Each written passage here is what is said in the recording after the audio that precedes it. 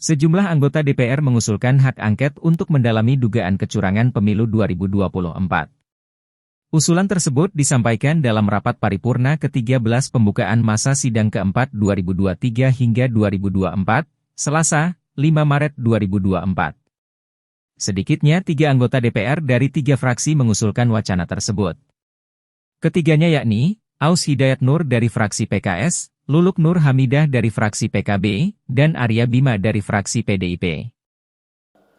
Saya Aus Hidayat Nur, anggota DPR RI, fraksi PKS, Dapil Kalimantan Timur, nomor anggota A455. Ingin sampaikan aspirasi sebagian masyarakat agar DPR RI ini menggunakan hak angket untuk mengklarifikasi kecurigaan dan praduga masyarakat atas sejumlah permasalahan dalam penyelenggaraan pemilu 2024. Alasannya, pertama, perlu diingat bahwa pemilu 2024 merupakan momen krusial bagi bangsa Indonesia. Gelaran demokrasi ini harus tetap dijaga agar terlaksana dengan langsung, umum, bebas, rahasia, jujur, dan adil. Kedua, munculnya berbagai kecurigaan dan praduga di tengah masyarakat perihal terjadinya kecurangan dan pelanggaran dalam penyelenggaraan pemilu perlu direspon DPR RI secara bijak dan proporsional. Hak angket adalah salah satu instrumen yang dimiliki DPR dan diatur dalam Undang-Undang Dasar, dan undang-undang bisa digunakan untuk menjawab kecurigaan dan praduga itu secara terbuka dan transparan. Jika memang kecurigaan atau praduga masyarakat itu terbukti, bisa ditindaklanjuti sesuai undang-undang, dan jika tidak terbukti ini bisa mengklarifikasi dan menjaga integritas pemilu, sehingga kita bisa meresponnya secara bijak dan proporsional. Demikian interupsi kami sampaikan. Terima kasih atas perhatiannya. Wabillahi taufiq wal hidayah. Assalamualaikum warahmatullahi wabarakatuh. Pemilu adalah perwujudan kedaulatan rakyat, dan oleh karenanya tidak ada satupun kekuatan di negeri ini yang boleh merebut apalagi menghancurkan. Karena ini terkait dengan daulat rakyat, maka pemilu haruslah berdasarkan pada prinsip kejujuran, keadilan, tanggung jawab, dan etika yang tinggi. Tidak ada boleh satupun pihak-pihak yang mencoba memobilisasi sumber daya negara untuk memenangkan salah satu pihak, walaupun mungkin itu ada hubungan dengan anak, saudara, kerabat, atau relasi kuasa yang lain. Pemilu tidak bisa dipandang hanya dalam konteks hasil. Lebih dari itu, konteks proses harus juga menjadi cerminan kita semua untuk melihat apakah pemilu telah dilangsungkan secara jujur dan adil. Jika prosesnya penuh dengan intimidasi, apalagi dugaan kecurangan, pelanggaran etika, atau politisasi bansos, intervensi kekuasaan, maka tidak bisa dianggap serta-merta pemilu selesai saat pemilu telah berakhir jadwalnya. Saya adalah salah satu pelaku sejarah gerakan reformasi 98.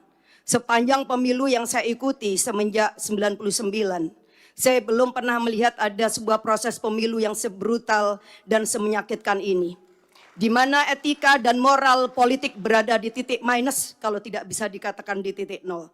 Ketika para akademisi, para budayawan, para profesor, para mahasiswa, bahkan rakyat biasa sudah mulai berteriak tentang sesuatu yang dianggap ada kecurangan, maka saya kira alangkah naifnya kalau lembaga Dewan Perwakilan Rakyat hanya diam saja dan membiarkan seolah-olah tidak terjadi sesuatu.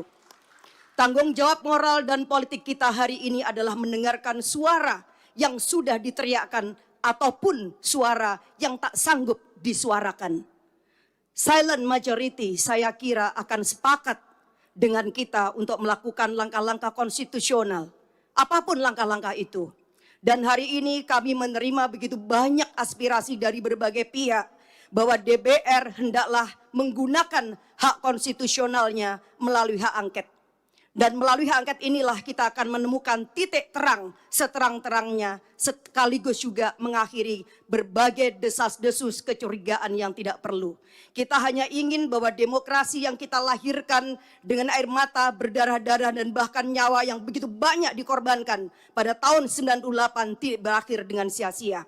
Oleh karena itu pimpinan dan seluruh anggota DPR, saya mendukung hak angket ini kita lakukan semata-mata untuk memberikan kepastian bahwa seluruh proses pemilu 2024 benar-benar dijalankan berdasarkan daulat rakyat, kejujuran, keadilan, etika yang tinggi. Karena disinilah fungsi kita yang sedang ditunggu oleh rakyat. Saya kira ini yang saya sampaikan. Sekali lagi, kita tidak boleh tinggal diam. Jangan pernah menjadi pengkhianat dan mengkhianatin daulat rakyat. Wassalamualaikum warahmatullahi wabarakatuh.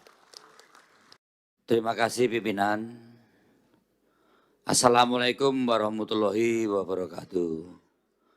Salam sejahtera untuk kita semua. Om Swastiastu, Namo Buddhaya, salam kebajikan, Rahayu. Yang saya hormati pimpinan Dewan, yang saya hormati dan saya banggakan kawan-kawan anggota Dewan. Selamat pagi, kita bertemu kembali di sini tentunya dalam keadaan lelah. Yang jadi kembali untuk periode 2024-2029, walaupun belum ada final dari perhitungan KPU, tapi tanda-tandanya sudah kelihatan, saya ucapkan selamat. Bagi yang tanda-tandanya tidak jadi, tentunya kami ikut merasakan hal-hal apa yang diserahkan kawan-kawan, situasi lapangan elektoral pemilu kemarin. Kalangan rohaniwan, kalangan budayawan, kalangan cendekiawan, menyerukan hal-hal yang perlu kita cermati betul untuk pemilu, pilkada maupun pemilu ke depan. Untuk itu pimpinan, kami berharap pimpinan menyikapi dalam hal ini. Mau mengoptimalkan pengawasan fungsi komisi atau interpelasi atau angket ataupun apapun supaya pemilu ke depan, kualitas pemilu ke depan itu harus ada hal-hal yang dilakukan dengan koreksi, mengkoreksi aturan-aturan kita maupun mengoptimalkan pengawasan kita sebagai anggota legislatif yang tidak ada taringnya, yang tidak ada marwahnya di dalam pelaksanaan pemilu kemarin. Walaupun tanda-tanda itu sudah kelihatan sejak awal. Halo, selamat berjumpa dengan saya Anika, pembaca berita podcastnews.id. Saksikan terus konten-konten menarik dari kami. Jangan lupa subscribe, like, dan komen. Terima kasih.